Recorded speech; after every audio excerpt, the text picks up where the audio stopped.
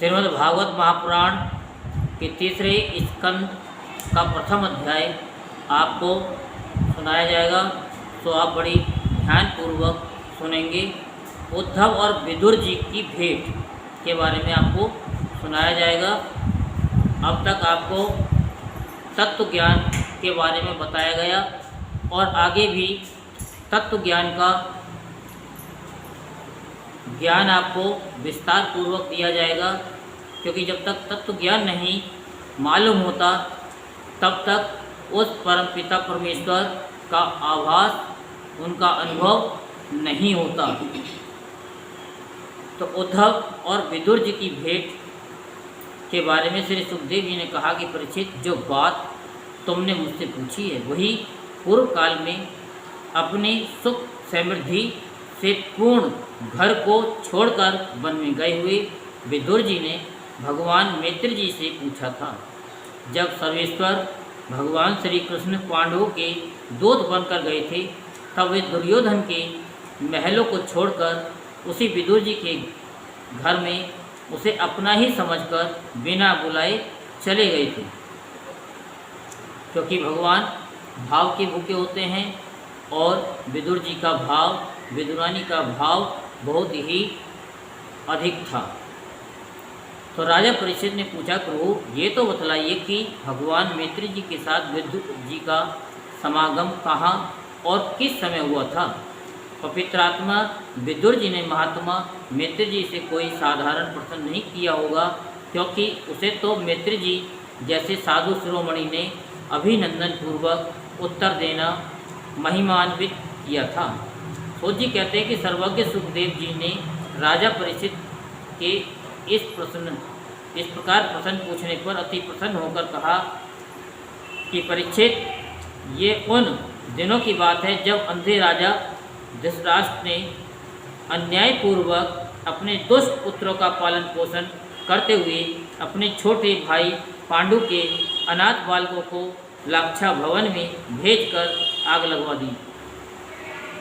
जब उनकी पुत्र वधू और महाराज युधिष्ठिर की पटरानी द्रौपदी के केस दुशासन ने भरी सभा में खींचे, उस समय द्रौपदी की आंखों से आंसुओं की धारा बह चली और उस प्रभाव से उसके वक्ष स्थल पर लगा हुआ केसर भी बह चला, किंतु धृतराष्ट्र ने अपने पुत्र को उस कर्म से नहीं रोका।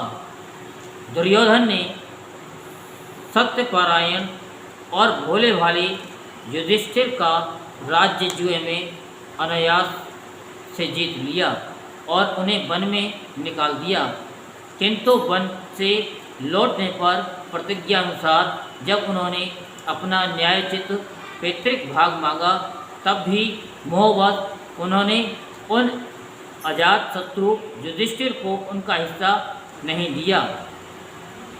महाराज युधिष्ठिर के भेजने पर जब जगत गुरु भगवान श्री कृष्ण ने कौरवों की सभा में हित भरे सुमधुर वचन कहे, जो भीष्म आदि सज्जनों को अमृत से लगे, पर पुरुराज ने उनके कथन को कुछ भी आदर नहीं दिया।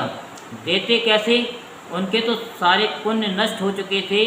फिर जब सलाह के लिए विदुर जी को बुलाया गया, तब मंत्रियों में श्रेष्ठ विदुर जी ने राजभवन में जाकर बड़े भाई धृतराष्ट्र के पूछने पर उन्हें वह सम्मति दी जिसे नीति शास्त्र के जानने वाले पुरुष विदुर नीति कहते हैं। उन्होंने कहा कि महाराज, आप अजातशत्रु महात्मा युधिष्ठिर को उनका हिस्सा दे दीजिए। वे आपके नए सहने योग्य अपराधों को भी सह रहे हैं। भीम रूप काले नाग से तो आप भी बहुत डरते हैं। देखिए, वे अपने छोटे भाइयों के सहित बदला लेने के लिए बड़े क्रोध से हुंकार मार रहे हैं। आपको पता नहीं, भगवान श्री कृष्ण ने पांडवों को अपना लिया है। वे यदुवीरों के आराध्य देव इस समय अपनी राजधानी द्वारकापुरी में विराजमान हैं। उन्होंने पृथ्वी के सभी बड़े बड़े राजाओं को अपने अधीन कर लिया है तथा ब्राह्मण और देवता भी उन्हीं के पक्ष में हैं। जिसे आप पुत्र मानकर पाल रहे हैं तथा जिसकी हाँ में हाँ मिलाते जा रहे हैं, वो दुर्योधन के रूप में तो मूर्तिमान दोष है, और दोष ही आपके घर में घुसा बैठा है। यह तो साक्षात भगवान श्री कृष्ण से द्वेष करने वाला है। इसी के कारण आप भगवान श्री कृष्ण से विमुख होकर श्रीहीन हो रहे हैं। अतएव यदि आप अपने कुल की कुशल चाहते हैं तो इस दुष्ट को तुरंत ही त्याग दीजिए। विदुर जी का ऐसा सुंदर स्वभाव था कि साधु जन भी उसे प्राप्त करने की इच्छा करते थे, किंतु उनकी ये बातें सुनते ही कर्ण, दुशासन और शकुनी के सहित दुर्योधन के होठ अत्यंत क्रोध से फड़फड़ाने लगे और उसने उनका तिरस्कार करते हुए कहा, अरे इस कुटिल दासी पुत्र को यहाँ किसने बुलाया है? ये जिनके टुकड़े खा खा करके जीता है, उन्हीं के प्रतिकूल होकर शत्रु का काम बनाना चाहता है। इसके प्राण तो मत लो, बट इसे हमारे नगर से तुरंत आउट कर दो। भगवान के सामने ही कानों में बाण के समान लगने वाले इन अत्यंत कठोर वचनों से मर्माहत होकर भी विदुर जी ने कुछ बुरा न माना और भगवान की माया को प्रबल समझकर अपना धनुष राजद्वार पर रख वे हस्तिनापुर से चल दिए। कौरवों को विदुर जैसे महात्मा बड़े पुण्य से प्राप्त हुए थे। वह हस्तिनापुर से चलकर पुण्य करने की इच्छा से भूमंडल में तीर्थपाद भगवान के क्षेत्रों में विचरने लगे, जहाँ श्री हरि, ब्रह्मा, रुद्र, अनंत आदि अनेकों मूर्तियों के रूप में विराजमान हैं। जहाँ जहाँ भगवान की प्रतिमाओं से सुशोभित तीर्थ स्थान, नगर, पवित्र वन, पर्वत, निकुंज और निर्मल जल से भरे हुए नदी, सरोवर आदि थे, उन सभी स्थानों में वे अकेले ही विचरते रहे। वे अवधूत वेश में स्वच्छंदता पूर्वक पृथ्वी पर विचरते थे, जिससे आत्मीय जन उन्हें पहचान न सकें। वे शरीर को सजाते न थे, पवित्र और साधारण भोजन करते, शुद्ध वृत्ति से जीवन निर्वाह करते, प्रत्येक तीर्थ में स्नान करते, जमीन पर सोते और भगवान को प्रसन्न करने वाले व्रतों का पालन करते रहते थे। इस प्रकार भारतवर्ष में ही विचरते विचरते जब तक वे प्रवास क्षेत्र में पहुँचे, तब तक भगवान श्री कृष्ण की सहायता से महाराज युधिष्ठिर पृथ्वी का एक छत्र अखंड राज्य करने लगे थे। वहाँ उन्होंने अपने कौरव बंधुओं के विनाश का समाचार सुना, जो आपस की कलह के कारण परस्पर लड़ भिड़कर उसी प्रकार नष्ट हो गए थे, जैसे अपनी ही रगड़ से उत्पन्न हुई आग से बांसों का सारा जंगल जलकर खाक हो जाता है। ये सुनकर वे शोक करते हुए चुपचाप सरस्वती के तीर पर आए। वहाँ उन्होंने तीर्थ, उष्णा, मनु, पृथु, अग्नि, आसित, वायु, सुदास, गौ, गुहे और श्राद्ध देव के नामों से प्रसिद्ध 11 तीर्थों का सेवन किया। इनके सिवा पृथ्वी में ब्राह्मण और देवताओं के स्थापित किए हुए जो भगवान विष्णु के और भी अनेकों मंदिर थे, जिनके शिखरों पर भगवान के प्रधान आयुध के चक्र के चिन्ह थे और जिनके दर्शन मात्र से श्री कृष्ण का स्मरण हो आता है, उनका भी सेवन किया। वहाँ से चलकर वे धान्यपूर्ण सौराष्ट्र, सौवीर, मत्स्य और पुरंजंगल आदि देशों में होते हुए जब कुछ दिनों में यमुना तट पर पहुँचे, तब वहाँ उन्होंने परम भागवत उद्धव जी का दर्शन किया। वे भगवान श्री कृष्ण के प्रख्यात सेवक और अत्यंत शांत स्वभाव थे। वे पहले बृहस्पति जी के शिष्य रह चुके थे। विदुर जी ने उन्हें देखकर प्रेम से गाढ़ आलिंगन किया और उनसे अपने आराध्य भगवान श्री कृष्ण और उनके आश्रित अपने स्वजनों का कुशल समाचार पूछा। विदुर जी कहने लगे कि उद्धव जी, पुराण पुरुष बलराम जी और श्री कृष्ण ने अपने ही नाभि कमल से उत्पन्न हुए ब्रह्मा जी की प्रार्थना से इस जगत में अवतार लिया है। वे पृथ्वी का भार उतार कर सबको आनंद देते हुए अब श्री वासुदेव जी के घर कुशल से रह रहे हैं ना। प्रियवर, हम कुरुवंशियों के परम सुहृदय और पूज्य वसुदेव जी, जो पिता के समान उदारता पूर्वक अपनी कुंती आदि बहनों को उनके स्वामियों का संतोष कराते हुए उनकी सभी मनचाही वस्तुएं देते आए हैं, आनंद पूर्वक है ना। प्यारे उद्धव जी, यादवों के सेनापति वीरवर प्रद्युम्न तो प्रसन्न है ना, जो पूर्व जन्म में कामदेव थे तथा जिन्हें देवी रुक्मणी जी ने ब्राह्मणों की आराधना करके भगवान से प्राप्त किया था। सातत्व, वृषणी, भोज और दासार वंशी यादवों के अधिपति महाराज उग्रसेन तो सुख से है ना, जिन्होंने राज्य पाने की आशा का सर्वदा परित्याग कर दिया था, किंतु कमलनयन भगवान श्री कृष्ण ने जिन्हें फिर से राज सिंहासन पर बिठाया। सौम्य अपने पिता श्री कृष्ण के समान समस्त रथियों में अग्रगण्य श्री कृष्ण तन्ने साम्बे से कुशल से तो है ना। ये पहले पार्वती जी के द्वारा गर्भ में धारण किए हुए स्वामी कार्तिकेय हैं। अनेकों व्रत करके जाम्बवती ने इन्हें जन्म दिया था।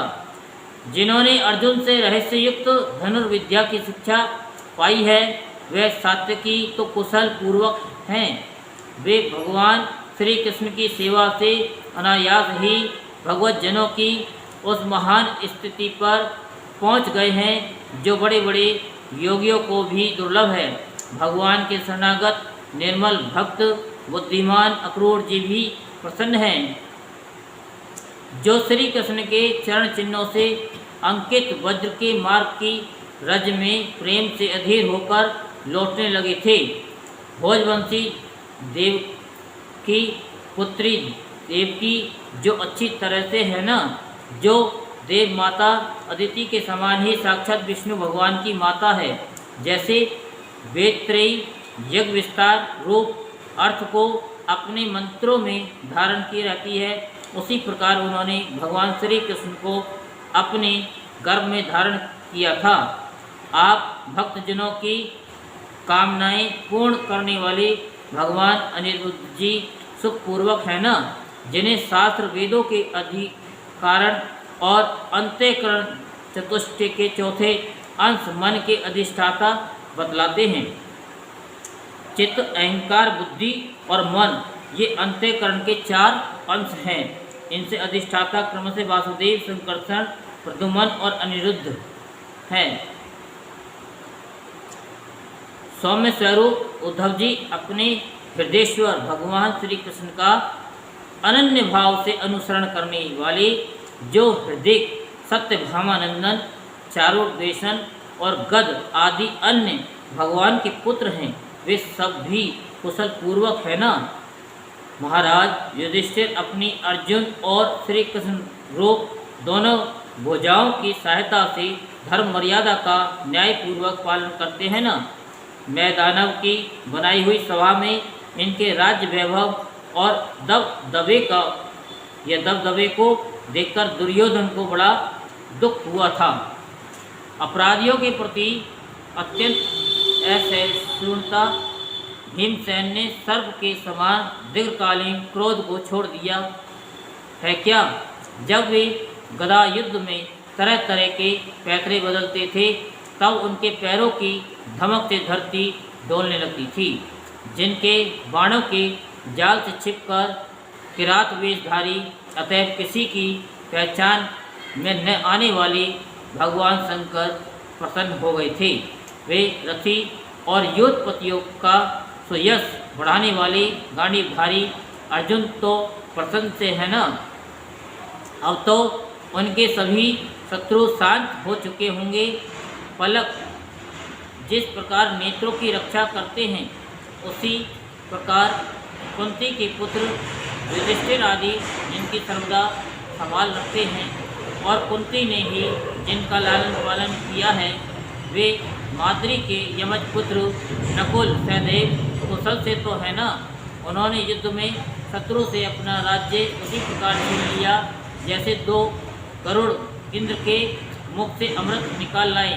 अहो बेचारी कुंती तो राज ऋषि श्रेष्ठ पांडु के वियोग में मृत प्रायसी होकर भी इन बालकों के लिए ही प्राण धारण किए हुए हैं। रथियों में श्रेष्ठ महाराज पांडु ऐसे अनुपम वीर थे कि उन्होंने केवल एक धनुष लेकर ही अकेले चारों दिशाओं को जीत लिया था। सौम्य स्वभाव उद्धव जी, मुझे तो अध पतन की ओर जाने वाले उन धृतराष्ट्र के लिए बार बार शोक होता है जिन्होंने पांडवों के रूप में अपने परलोकवासी भाई पांडु से ही द्रोह किया तथा अपने पुत्रों को ही हाँ में हाँ मिलाकर अपने हित चिंतक मुझको भी नगर से निकलवा दिया।